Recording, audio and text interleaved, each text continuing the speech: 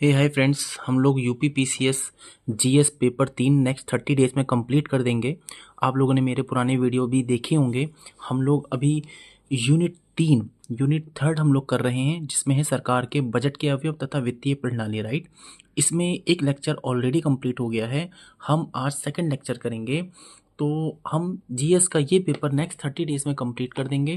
ठीक है, यूनिट 3 चल रही है और आपने लास्ट मेरा वीडियो चेक किया होगा, जिसमें मैंने आपको मेंस का पैटर्न बताया है, कितने एग्ज़ाम होते हैं, कितने पेपर होते हैं, प्री मेंस इंटरव्यू। क्योंकि बहुत सारे एस्पिरेंट्स का मेरे पास मैसेज आया कि कुछ डाउट्स है, उन्हें कन्फ्यूज़न था, क्योंकि वो लोग यूपीएससी की तैयारी कर रहे थे, तो उन्हें यूपी पीसीएस में थोड़ा कन्फ्यूज़न था कि ऐसे है या नहीं, उन्हें ऐसे के बारे में पता ही नहीं था। तो ये सारी चीज़ें मैंने इससे पहले वाला एक वीडियो में जो शॉर्ट्स में मैंने अपलोड किया है, आप लोग चेक कर सकते हैं।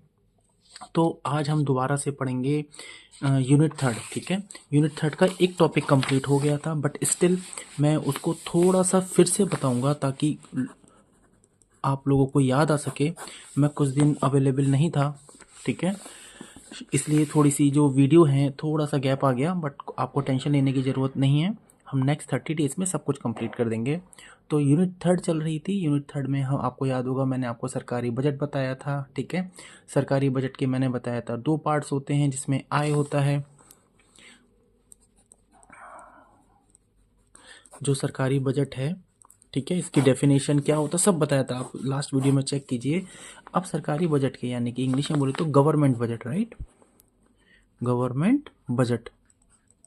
ठीक, गवर्नमेंट बजट के मैंने आपको बताया था 2 चीज़ें होती हैं, 2 पार्ट होते हैं, 2 चीज़ों से मिलकर बना होता है। जैसे इसमें नंबर 1 क्या था, हमने बताया था आय। क्या था नंबर 1? आय, यानी कि कहें तो आप कह सकते हो रेवेन्यू। क्या कह सकते हो? रेवेन्यू। ठीक है, ओके, या रिसिप्ट कह सकते हो, इनकम कह सकते हो। ठीक है, एक सेकंड पार्ट मैंने आपको बताया था, आपने लास्ट वीडियो मेरी सारी चेक करी होंगी। तो दूसरा जो पार्ट था वो था व्यय। वो किसका था? व्यय का, यानी कि एक्सपेंडिचर का। ठीक है, इसको हम पेमेंट्स भी बोलते हैं। क्या बोलते हैं? पेमेंट्स भी बोलते हैं इसको, रिसिप्ट्स भी बोलते हैं। तो यानी कि जो सरकारी बजट है, यानी कि यूनिट थर्ड का जो पहला टॉपिक है सरकारी बजट, ये मैं लास्ट वीडियो में बता चुका हूँ। थोड़ा सा उसको आगे रिवाइज करवा रहा हूँ कि सरकारी बजट के 2 पार्ट होते हैं, एक होता है आय और एक होता है व्यय।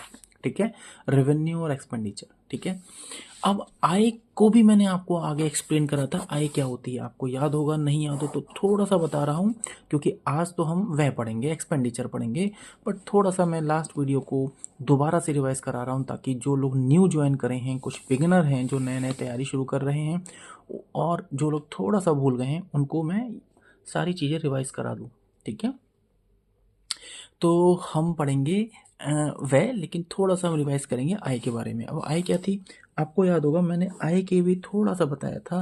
पहले आय होती क्या है? जो भी इनकम होती है सरकार को, इन शॉर्ट में समझे तो, करेक्ट। सरकार को जो भी इनकम होती है, जो भी पैसे आते हैं, वो क्या होती है? आय होती है। सिंपल सी बात है, जैसे कि इंसान की आय होती है। राइट, जो भी इंसान कमाता है या कहीं से भी उसके पास पैसा आता है, बिजनेस से आ रहा है, कोई रेंट से आ रहा है, वो सारी चीज़ें आय होती हैं। ऐसी सरकार की भी आय होती है। अब वो 2 तरीके की हो सकती है, इन शॉर्ट अगर हम कैटेगराइज करें।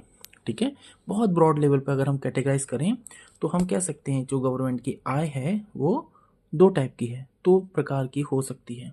ठीक है, अब नंबर फर्स्ट हम कह सकते हैं, पहली है हमारी कर आय। क्या है? कर आय। ठीक है, अब आप कहेंगे कर आय क्या होता है? तो कर आय को हम कह सकते हैं टैक्स रेवेन्यू। क्या कह सकते हैं? Tax revenue. ठीक है, टैक्स रेवेन्यू। अब टैक्स रेवेन्यू क्या होता है, ये समझने की कोशिश करते हैं। ठीक है, टैक्स रेवेन्यू क्या होता है? यह सरकार की मुख्य आय का स्रोत होता है।